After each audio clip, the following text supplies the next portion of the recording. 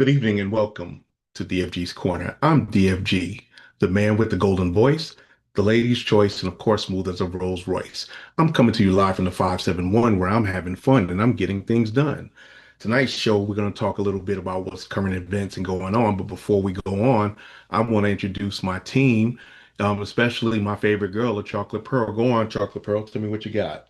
Hey, y'all. It's Chocolate Pearl calling you from Duval.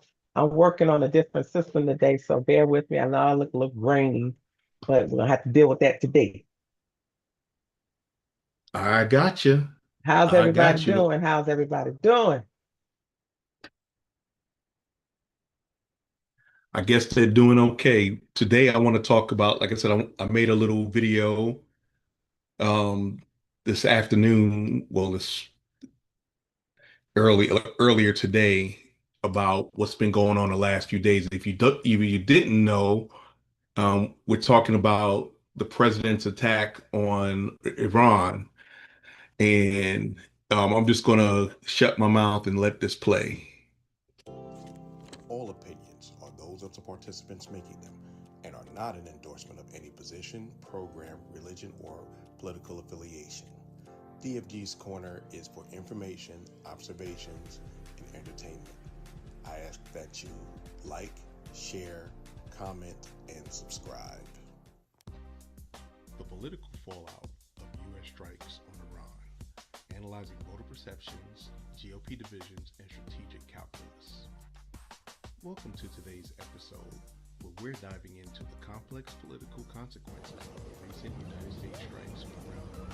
I'm DMG, and I'll walk you through how these events are shaping voter perceptions, altering the Republican Party's internal dynamics, and challenging America's strategic posture as we head toward the 2026 elections. Let's begin with how the public is viewing the administration's management of the crisis. If the conflict looks uncontrolled or reactionary, that can shake confidence in foreign policy leadership. Reporting highlights that the scale of the operation and the death of Iran's supreme leader have created significant unknowns, factors that are likely to influence voter sentiment in the months ahead. Next, I'll look at the Republican side of Congress. Some GOP candidates are rallying behind the administration's stance, while others, especially those in competitive districts, may choose to distance themselves if the conflict grows unpopular or hurts the economy. This internal friction is already shaping both primary campaigns and the general election messaging. Across multiple analyses, the strikes are being called a high risk, high reward gamble. On one hand, they demonstrate American military power and decisiveness. On the other, they open the door to unpredictable retaliation, potential regional instability, and significant domestic political repercussions. The absence of a clearly articulated long-term strategy is commonly noted as a vulnerability, and much will depend on how events unfold in the near future. Looking ahead, analysts are watching several key factors: the duration and intensity of conflict, economic indicators, and congressional dynamics, and Iran's internal response. These elements will help determine whether the Iran strikes become a political liability for the administration, a rallying point, or something more varied across different regions and voter blocs. Finally, let's examine how this situation is reshaping the Republican Party. Trump's escalation is already exposing new fault lines within the coalition. Reporting points to three major implications for the GOP as 2028 approaches, directly tied to how Republicans are responding to the conflict, the strain within their ranks, and vigorous debates over war powers that expose fractional divides.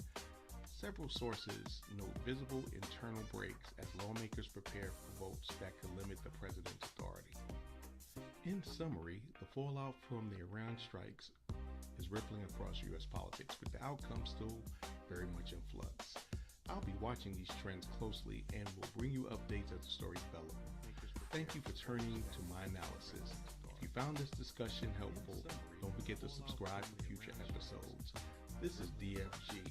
Never make love by the garden gate, so love is blind.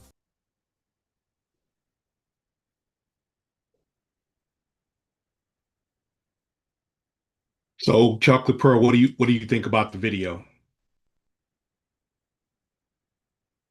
I can't hear you. I could You're on barely mute. hear it. Oh, my bad. I got to be smarter than the equipment. Well, basically, what it was saying is that Chocolate Pearl, what do you think about the video? Hold on. Oh gosh. All right. Let's get this started. The biggest issue that I had was his attack didn't make any sense because didn't last year when he attacked, didn't he say he obliterated all of their stuff? Yes, exactly. So if he did that, then what's the purpose of him attacking again? It's because his numbers in the polls are shrinking. So he has to do something to be relevant, basically. Yeah, but I mean, and it's also a distraction, but that's another story. Big Al, what's going on, Big Al? Fine and dandy like peppermint candy. All right, now that's what I'm saying. You're a poet and you know it.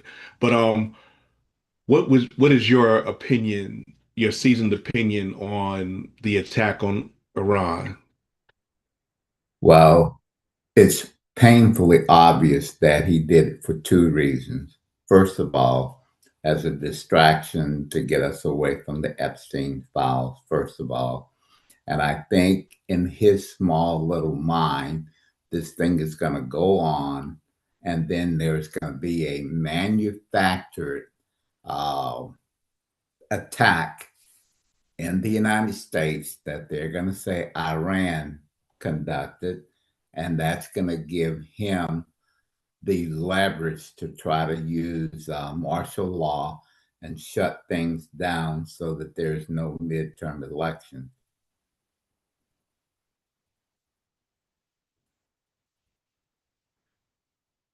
You're on mute. Exactly. You're on mute, Trey.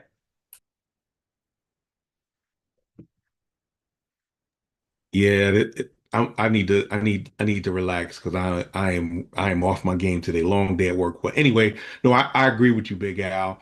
The issue is that you know the more he does that, and he basically told his base that he don't care about them because he already got their vote. Exactly. And on other things is that I mean, he did promise that there wasn't going to be any more wars, and he said he claimed to have stopped eight, but I mean, I guess I can't count because I don't see him. What do you think, Miss Kim?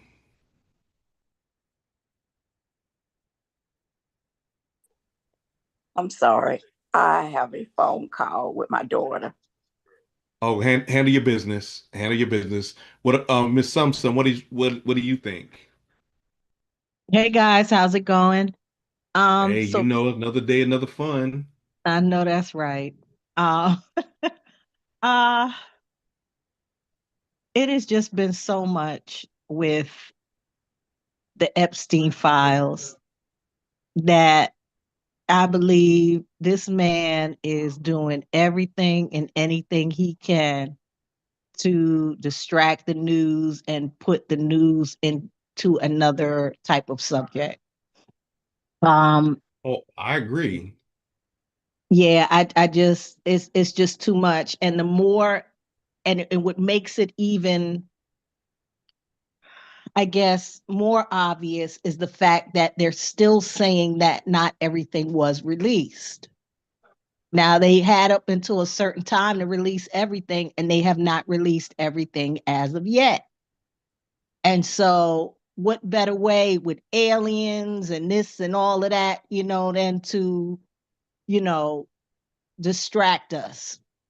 But I got to give it to the people. They are not letting up. They just like, hit us with your best shot. You can try if you want to, but we are hell bent on getting justice for these survivors. And they are on it. They ain't letting this man breathe. So I love it.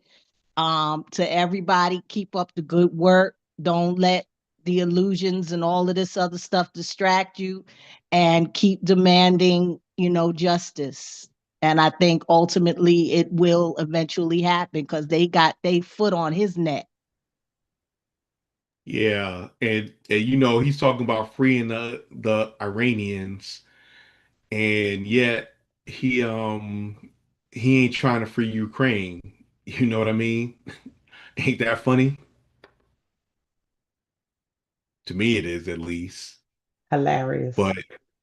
But you know, also this week, I don't know if y'all heard in Texas, there was a shooting in Austin, Texas, where a Cameroon immigrant from Cameroon had a sweatshirt saying "Property of Allah" and the Iranian flag underneath his thing, and he went and he killed like 3 or 4 people. And now they're claiming it's terrorism. I'm just saying, I'm wondering if they're going to say the same thing about, you know, is he a terrorist or is he a lone wolf? You know what they're going to call him, but that's my opinion. I'm gonna stick with it. Uh, where do you think we go from here, Chocolate Pearl? I know you don't watch the news and nothing like that, but I watch the news so now what do you think? about the whole situation, or Yeah, just and going to elections, I think what you going into just said elections. was correct. He's trying to find a way to stop the midterms because he said it multiple times, even though a couple of times he said it jokingly, but he said it multiple times that if he loses the midterms, they're going to impeach him, point Yeah, blank, period. but they So still he's won't have trying to find a the way to stop the midterms, and he's using these other tactics like starting a war, um, the also the the immigrants, everything that he can possibly do to distract us from the midterms, or somehow making the midterms something that we're not paying attention to. He's going to find a way. I think that's I how I agree. feel. I agree with you. I'm not, there's no argument. Big Al, what do you think 2026 looks for the GOP and for the Democrats? Well, I am highly encouraged looking at all of these uh, incumbent races and looking at what's going on in Texas right now with the Democrats against the Republicans. And Orange Man won in Texas by over 31%. And if you're looking Right. at the races right now, Democrats are poised to pick up a Senate seat in totally red Texas. Looks like North Carolina is picking up another Democratic Senate seat. So I think in 2026, there's going to be a catastrophic switch in both the House and the Senate. And that would postulate us to impeach him again and to bring charges against people like Pam Bondi, Pete Hegseth, and all these other criminals who are part of his staff and cabinet to be able to criminally charge them and indict them. Yeah, that's going to be a tough one. I was going to talk about a race in your state. Senator Ossoff is running for re-election this year. Yeah. What are his chances? Well, it's real tight right now. Vince Dooley, who is the son of a famous former Georgia coach, and of course Vince Dooley was a coach as well, is running Right. against Oscar. So it's neck and neck right now. I'm supporting him financially and any other kind of way I can, as well as Jasmine Crockett, anybody on the Democratic side. So I'm hoping and praying that Ossoff can maintain his Senate seat, because that's going to be a very critical seat. Because what he's doing is he's like Jasmine Crockett, is calling out the Epstein files, and he's calling out all these things that are being done to distract us, to undermine our democracy. I mean, he's actually calling a lot of things out, and that's getting people energized, both on the Democratic side and people who are formerly Republican, who are starting to cross over, and more importantly, independent. So I feel very optimistic about his chances of maintaining his Senate seat in November. That's good. That's good. In your state, Chocolate Pearl, how do you think the Democrats will do in the House? Ask Dabs about that part. Dab. Okay, she's deferring to you, Dabs. Okay, I hear. Um, so actually, I was going over the stuff I think last week, looking at who was running. There's still, uh, there is, it's a whole lot of, I can see changes coming. You know, and, a lot of it's about what's going on. Um, I was actually doing Uber the other day, and I was talking to this lady. We were talking about, um, DeSantis. We know he's out, so change is gonna come there, and hopefully it rolls blue. It's gonna be a tight race. There's a lot of people in it right now. Hopefully it'll dwindle down. So that's the hardest part. Is there's so many people. It just kind of it drags it out when it starts. Um, Oh yeah. so it's really. I'm right now. I'm just kind of waiting back to see which direction I want to go. And there's, like I said, there's probably like 15 Republicans in there right now, and I could think about 8 Democrats that I know of. But uh, So, what do you think? What do you think, Mr. Donald's chances are to be the governor? He probably won't even get out his primary. no, no, he ain't. He won't make it. But that's the president's boy. That was his boy Right? That was his. till he Yeah, wasn't. that was his boy. And another thing, when you mentioned asking about the Democratic Party, it's the before the Democratic Party could make um, some serious moves, or some serious. I mean, we got some lag, we got some drag. There's some drag, and the drag is Chuck Schumer and Hakeem Jeffries. They both need to go. The Hakeem, because there's too much backlash going on with him right now, and then I don't think he sounds fired up, but I don't think he's got the right kind of fire up.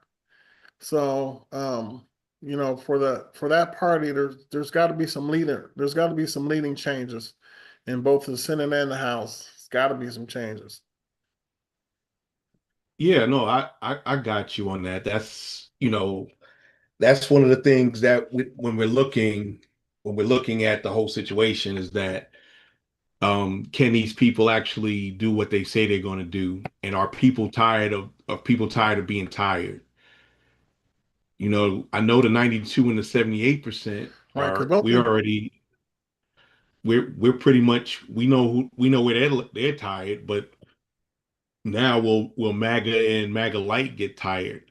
But this is right, my personal opinion and not the opinion of the show.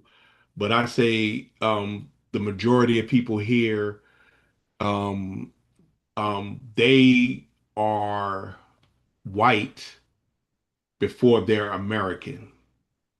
right. Let Okay, me say let me say that again. That right there. They they are white before they're American because and it's just and I know I get some flack on that and I'm okay with that. But I'm saying is that if the only reason you don't want something is because somebody else that doesn't look like you gets it, you're more white than you are American. right, exactly. If I mean, and no matter how poor you are, if you're looking, if something for you is okay, but somebody else it getting the same thing as a beggar or a thief or doesn't deserve it, you are white before you're American. And I say like this, there are white people and there are people who are white. There's a difference. It's not even semantics. White people is a personality. That's what you see. That's what you see on in the GOP side, Joe and Jane Average, and Joe and Felix and Olivia above average. But people who are white don't care about all of that.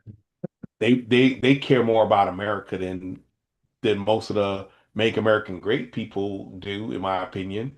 And like, there's black people and there's people who are black, Asian people and people who are Asian. You get it's the person, it's not the Mm, color, even though we see that. And that's why I say, white people are monolithic, but people who are white are just people. And there's a difference. There are people who are um there are people who are against racism. There are people who are okay with racism as long as it doesn't affect them or someone they love. And then there's people who like John Brown. He was like, "Yo, I'm taking it to the hole," and they don't want him any more John Browns. Go ahead, Miss Sum. No, I was just going to ask, what were your thoughts with Melania Trump at the UN mm. Security Council? Well, I'm gonna say like this: it's par for his course. They use the golf parlance. It's par for his course. I mean, think about it. I mean, does he put any qualified people to do the job they're supposed to do? Name one. Name one. Name one. He had a medical doctor, a Right. neurosurgeon working in housing and urban development. He's got a lady that runs a WWE empire in education. He's got a guy in charge of the Department of War that I have more relevant tactical, operational, and strategic. Big Al knows what I'm talking about. Um, not only not only experience, but actual. I've been to the school. He hasn't even been to the schools I've been to. So I mean, technically, I'm more qualified than he is. But I'm not gonna. I'm not. That is he is he's in charge.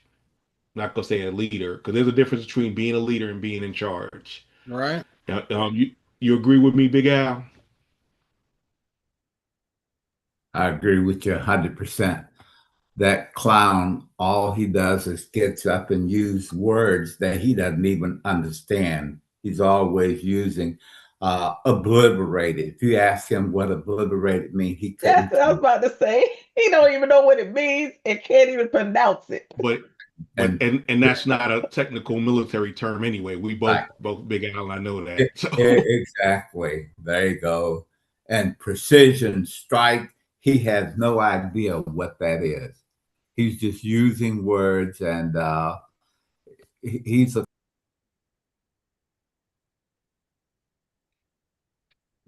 he is that. I'll leave it at that. And oh, by the way, he was a damn journalist during the war. Oh, Yeah, the Veep, yeah. yeah, Yeah, he he was. was a newscaster. Yeah, that's we call those REMFs, but Yeah. REMF for you non-military folks is rear echelon mofo. Mm. A person who got three hots and a cot, and they're in the rear. What we say, they're in the rear with the gear. Those are the people that got those people who have combat patches, but ain't only combat they seen was to fight their way to the chow hall or to a movie. Wow. They have no they ain't seen no ordnance. They never seen ordnance live coming at them. I mean, of course, if you get mortared, that's everybody. But And I'm saying that like it's a normal thing, but if you haven't been in combat, you don't. It sounds awful, and it is. But if it's happened to you more than once, you get used to getting more than that between 1 and 3 a.m. It becomes something that you don't ingrain, but you it kind of gives you a different perspective on life in reality. I mean, that's the best I can put it as a retired Army officer with over 30 years of government experience. Uh, I want to talk now about what we're looking at it for the GOP in 2028. One of the things going into 2026, and we talked about that is um three things he did that stood out. You know, he escalated the situation, but don't really have a plan. That's not how he works. There's not a, he said regime change. And he did what he had to, he did what he thought was right and did that. However, if you break something, the late great General Colin Powell said, if you break it, you keep it, you own it. And we've been breaking countries for years, and I don't think anybody wants to go in and break Iran again. But you know, there's no, we're gonna just drop bombs, and that's exactly what they did. And I mean, like I said, I'm not in charge, so I can criticize, but I'm not in those rooms where they're having the briefing, so I can only tell you from my experience. There's no real end game. There's no real end game with Venezuela. There's no end game. It's not even an end game with Greenland, but I digress. Um, you know, even Fox kind of blew back on him attacking Iran. It's like prolonged conflict could erode public support, especially if prices go up. Prices went up. I know in Virginia, prices on gas prices on gas went up 20 cents in 2 days.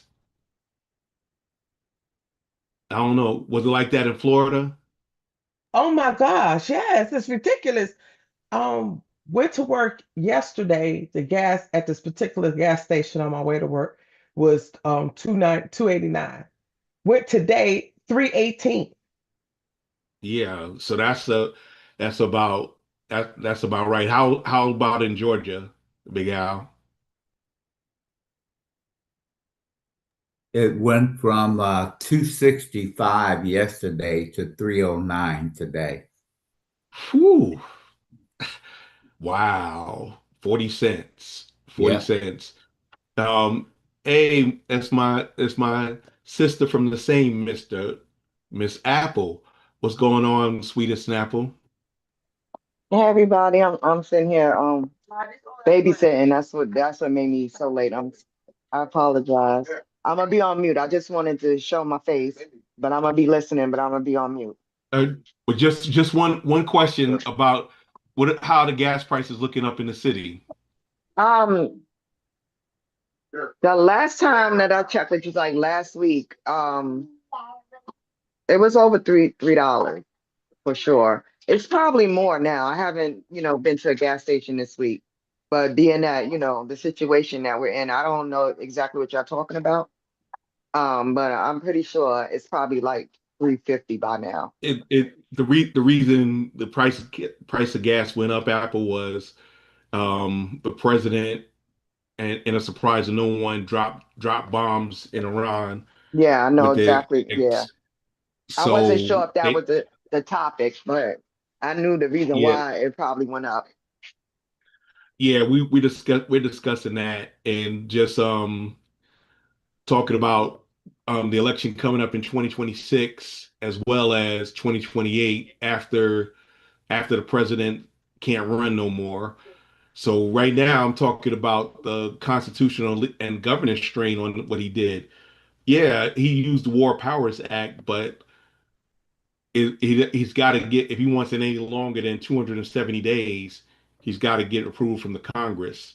And people in the House that are up for reelection, they're not gonna, I don't care how red you are, you're not gonna push that gets prices to go up with food and fuel and um you know and things like that. So even with his base, they're gonna, they don't like the high prices, but as usual, they'll deflect and blame the Democrats over that. But these things we talk about are not really hypothetical. They're actually policy driven, and that's how you do it. Um, is a big thing. Um, Chocolate Pearl, would you rather have national security, or we just do war and war and war and war until we don't war no more? National security. Okay, so saying that, if the president did frame the strikes as that he's doing a preemptive strike on Iran to, tell them that they, y'all better not attack Israel, but that's another story. Um, Big Dabs, what do you think?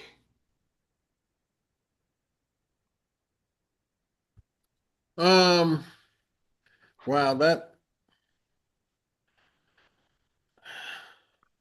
I well with attacking Israel or attacking. Well, no, attacking Iran, saying that it's for our national security as well as Israel's. Oh yeah, we know that's not true. And it's hard, because as you said earlier, he deciphers what.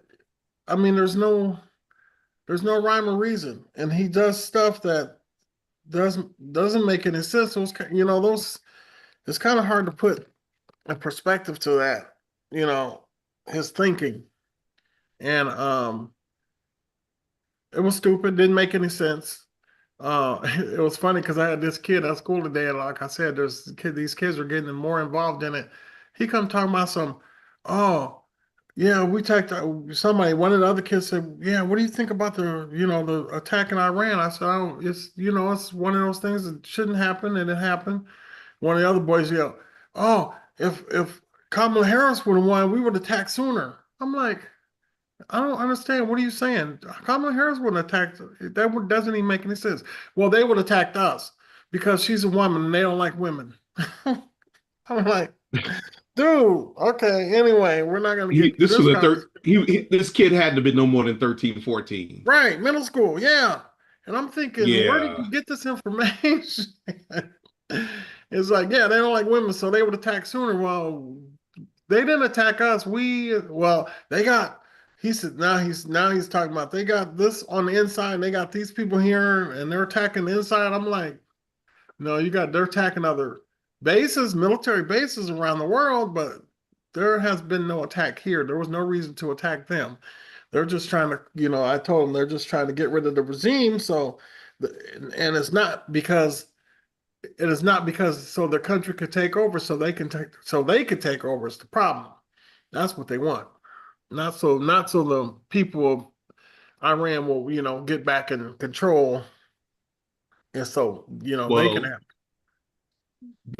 I think a more secular Iran is a better Iran, because trust me, Oh I've yeah. been spitting distance, and I Oh yeah. know. Well, yeah, I understand. I believe that and understand that, but for our Cheeto Puff in the White House, he there's no rhyme or reason for what he's doing. So, and it's for his sake, or for what he's trying to say is for our sake, or Israel's sake, which is not.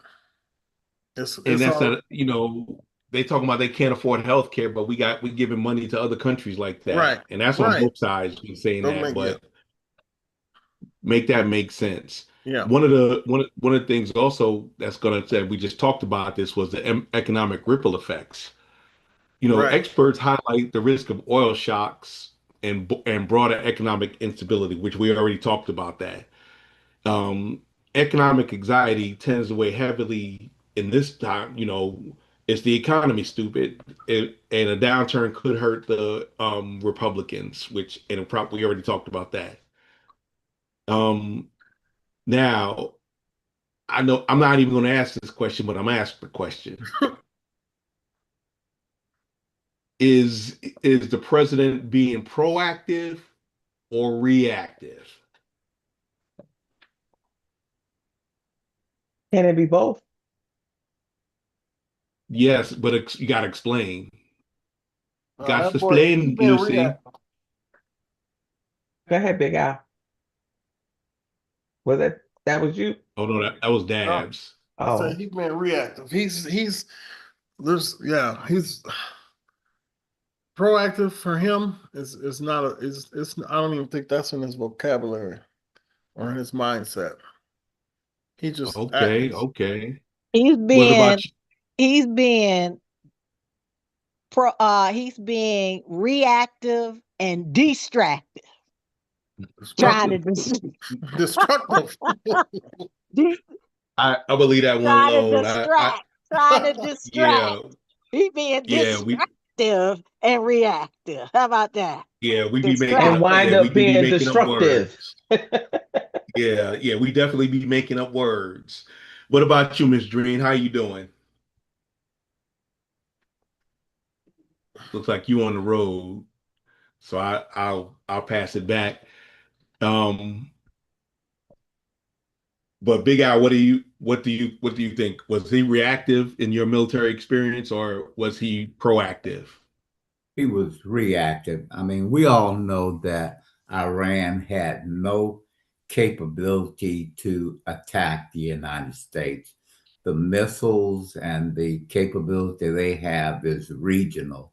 So it had no direct impact on the United States. And since he and Hegseth and Raising Cane got on the TV 8 months ago, we obliterated all of their nuclear capability. It's gone. How in the hell did it get rejuvenated in less than 8 months? So that is fracking mackle bull, like Michael Basin. So so this dude is reacting to the negative publicity as these Epstein files get more and more exposed and more people are apologizing. Bill Gates and other people who are coming out. And now that President Clinton and Hillary have gone and given depositions and have testified, they said, hey, why can't I don't call her Melania, I call her Melanie. Why can't Bone Spurs and Melanie Trump? Why can't they go and testify? Right. So he's doing all this stuff to cover up his crap. And I mean, Israel is taking a pretty heavy beating, all of our bases throughout the Middle East. And I spent 12 years in CENTCOM and Third Army, so I know all those bases very well. And they are blowing up multi-billion-dollar satellite systems over there, the Iranians. So, and we're using $4 million a pop missiles to shoot down drones that cost less than $20,000. So where does that make a whole lot of sense? And plus, we're shooting down our own aircraft through friendly fratricide. So it's just a mess. It was uh, not properly planned. We got an idiot who's the Secretary of War who has no clue, and we're doing this stuff off of a whim to cover up his shenanigans. And God help us. I don't know when this will ever end and what the actual outcome could be. How do you bring this to closure? Because you done stirred up a hornet's nest in Iran, and now we're going to have to eat crow and go back begging to stop the war. We got U.S. citizens in all those countries that are stranded. And Bone Spurs and Marco Rubio is saying, well, there ain't nothing we can do. Y'all just stay in place. We can't evacuate you. And you and I both know, DFG, that we always have emergency evacuation plans and contingencies to get our embassy staff and critical Americans out during times like this. So it's a mess. Yes, yes, non-combatant evacuation operations. I Yep. know those very well. I'm gonna show a video. I'm gonna show you another video. Just give me a second. And this one, y'all, this one I call um your boy. So listen up. I'm not going to start a war. I'm going to stop wars. Bombs will be dropping everywhere. When we are finished, take over your government. Trump made regime change an explicit goal, really for the first time. And U.S.-Israeli military strikes have taken out the Ayatollah Ali Khamenei, the supreme leader of Iran. Which is a huge moment in Can you turn it up? a huge moment for Donald Trump, because he came to office promising wars. He said regime change is a proven That's about as high as it'll go. failure.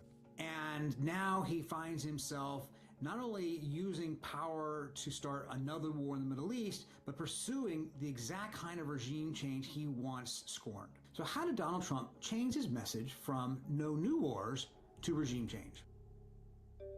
I've covered the White House for most of the last 30 years. I often try to compare presidents. In this case, I think we're comparing the same president to himself.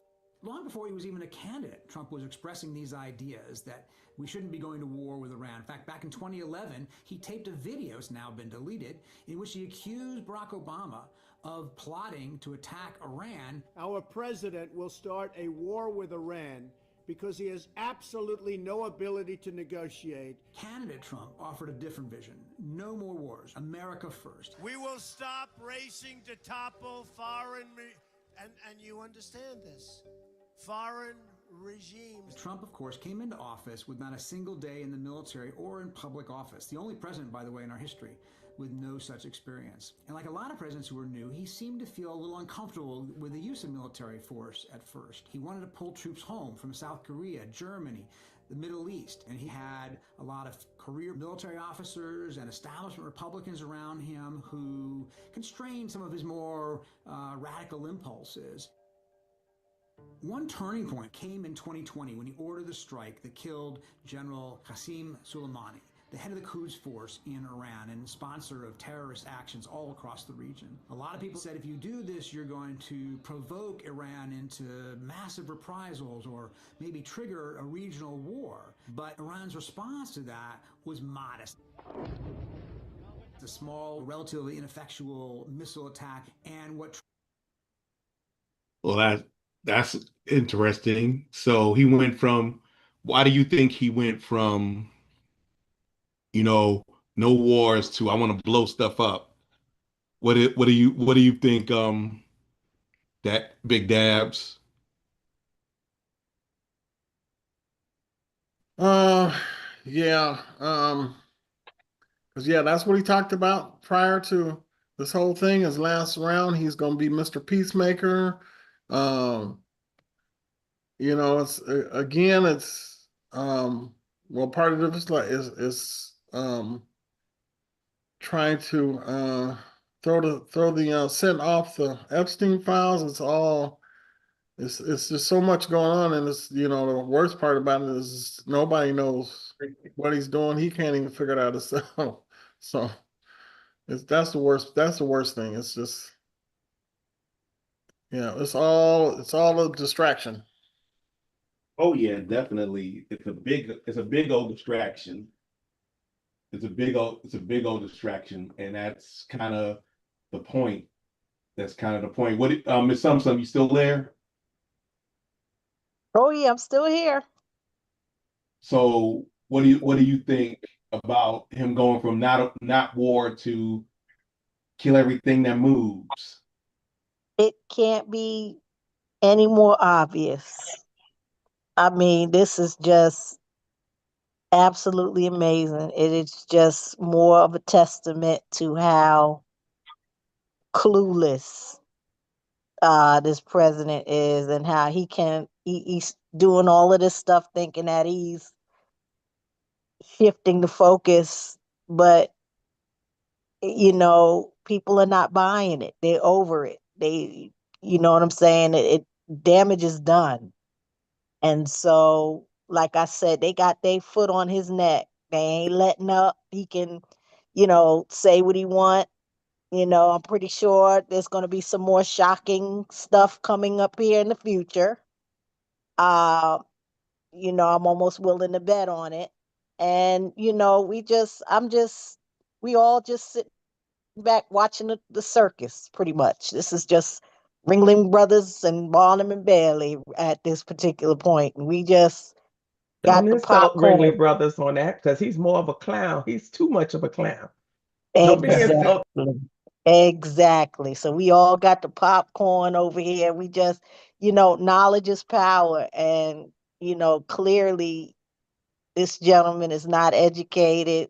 And I don't even know how it even got this far, but it's just Money. let this be a lesson.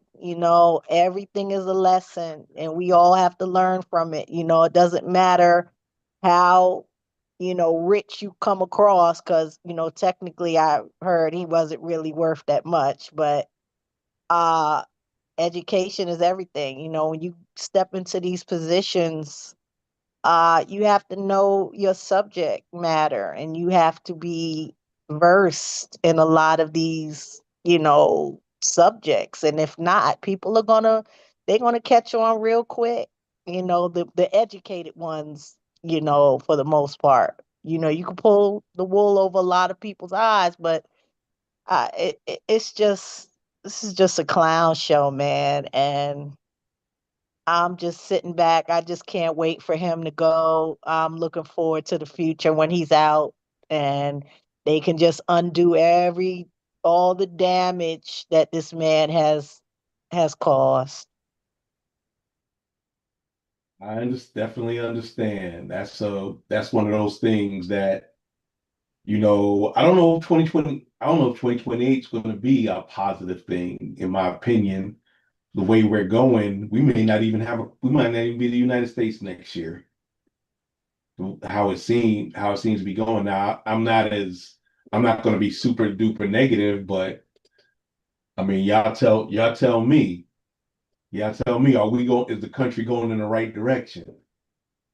I said, Dreen, are you back? Are you back? Are you out the car? Or are you still driving? I'm still driving, but I can respond. I do. Can you hear me? Yes. I do not feel the country is going in the right direction, but I'm not sure if it was ever going in the right direction under our current administration. So maybe it's good that he finishes destroying it so that when we do have to rebuild, and believe me, we're going to have to rebuild, we can't rebuild the same way. So hopefully we'll have to do things differently and better. Better how? What do you suggest to make things a little better? I mean, I think we have to look at putting more structural equity in place, not this fake America first and all types, because you're seeing now where a man alone can't stand on its own. So everybody now is realizing that it was the myth of this whole America greatness thing. And he's just putting that to the light where soon our currency is going to go down because people are divesting.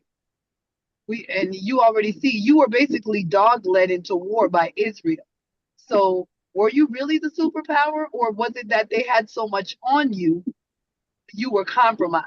So you better do what Israel says. So Yeah, it's just interesting. It's going to be interesting to watch how we get ourselves back together after he finishes toppling this mess. I appreciate you on that. I definitely appreciate you. Yeah, but that's just how you know, he was talking about regime change, yet um, the president of Russia is still the president of Russia. He ain't trying to change. He ain't trying to change his.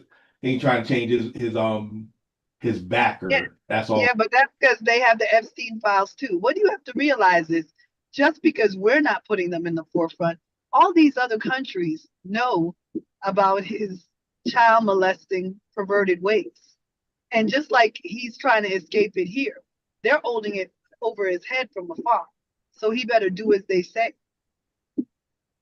Yeah, that's a whole can of worms. I probably wind up getting demonetized if I talk about that. So I will leave that one alone. Go ahead, Big Al. Yeah, I definitely think we're going in the wrong direction, but I am optimistic that we're going to retake the House and the Senate during the midterms, and that'll make him a lame duck. The problem is he's done so much damage that a lot of the damage is going to take 10 to 20 years to correct that damage with all the stuff that RFK Jr. is doing and the Centers for Disease Control in terms of research and development. It's going to take forever to rehire people and to get the resources necessary to get us back on track there. When you look at the Department of Education, the way they've gutted that out, and not only are they firing people, but they're taking away the infrastructure, the computers, all the networks, all the things that people within the Department of Education were able to use to do their job, as well as the CDC and other critical agencies. So a lot of it is going to take 10 to 20 years to fix. I hear you. I hear you. Go ahead, Miss Sum. No, I just wanted to mirror what Miss Dream said. Um, One of the key things that she said is because they got something on him. And I just want to say that, I was looking at a post. I don't know how true it's not, and I'm just going to throw out the word allegedly. That was one of the reasons why they killed the leader of that cartel down there is because he was trafficking children, and a lot of the people in the US had ties to that world, that ugly world. And so I believe he was going to expose something, and the powers that be got together and took him out. And Well, so it seems like a lot of people now that got something over these high ranking people's heads, they are they going after them. And you seeing a lot of these people slowly stepping down, or they're dying. yeah, yeah. I mean, there's really nothing I can say after that one. That's, I mean, it's compelling without the super hard evidence. It's compelling enough to say that. Chocolate Pearl, what do you think about what Miss Sum said? I agree with her wholeheartedly. It's a big cover up. It's oh, let me save my tail. Let me figure out how. It's just like the mob. Every time the mob get caught, and they have to put people in hiding, they go looking for them because they know that they know something that can get them more in trouble, and that's basically what happened. That's basically what something similar to what some said, as well as the stream. I'm gonna throw y'all a curveball. Do you think do you think Diddy's where he is because he knows stuff? Bingo. Yes, sir. Yep, Yes, sir. I think he yep. had a little bit to do with that too. I think he's in there. See, the name of the game is, I don't know if y'all seen that, but part of they had I guess like a documentary, not a documentary, but a little type of movie type thing about Trump and how he grew up and how his parents were and all of that stuff.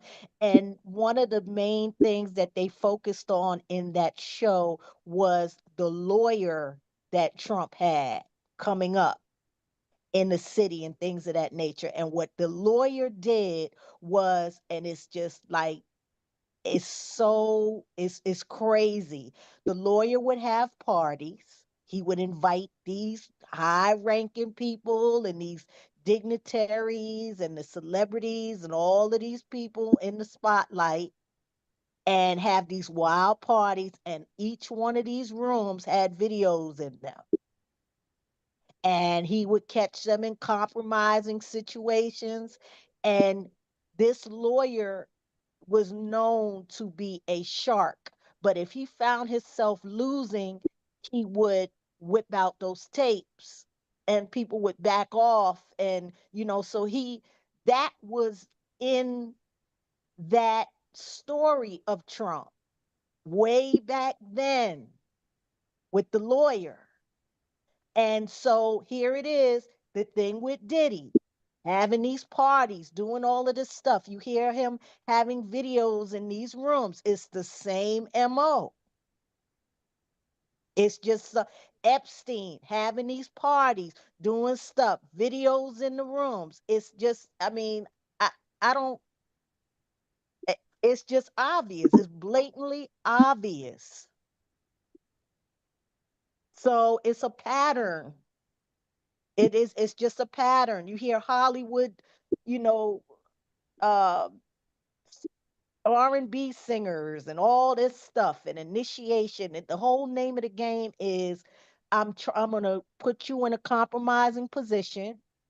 You're going to blow up, get that money, and I'm always going to have something on you if I need to call on you. If I need something from you, if I, wherever. I mean, he had people in Hollywood execs, and it's crazy, and it's out there, and I don't know why people are just, well, I'm not going to say they brushing it off because they know, but that's what I'm saying, they staying on that net.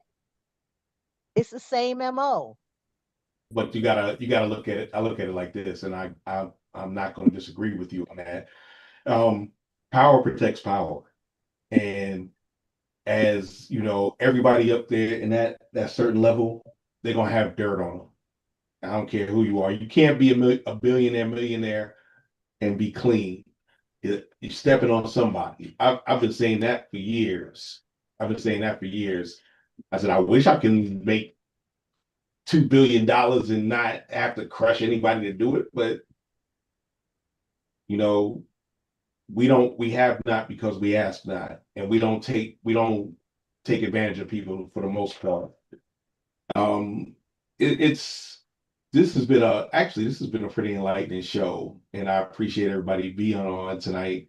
I appreciate my co-hosts, Chocolate Pearl and Apple. I appreciate Big Al. I appreciate Miss Kim, Miss Sum, Big Dabs, Miss Nikki on YouTube, and others that see us on Facebook, Instagram, Rumble, um, YouTube, and Facebook. And I'm trying to get on X, but I don't really think I want X. But I'm gonna shut this one down. Before I do, the Chocolate Pearl, you got anything to add? You don't need to get on X. That's what I'm going to add. Yeah, everybody have a good night. Thank you for showing up and showing out. Thank you so very much, and see y'all next week. Apple, I know you got you probably got screaming, probably got two screaming little boys in there. You got anything to say? I just want to say good night, and I want to thank everybody for showing up, and I appreciate everyone who comes every week, regardless of the topic, and it's always a good show. And y'all have a good Appre- night. Appreciate you. And I'm gonna close this out. I'm gonna let my video speak for me.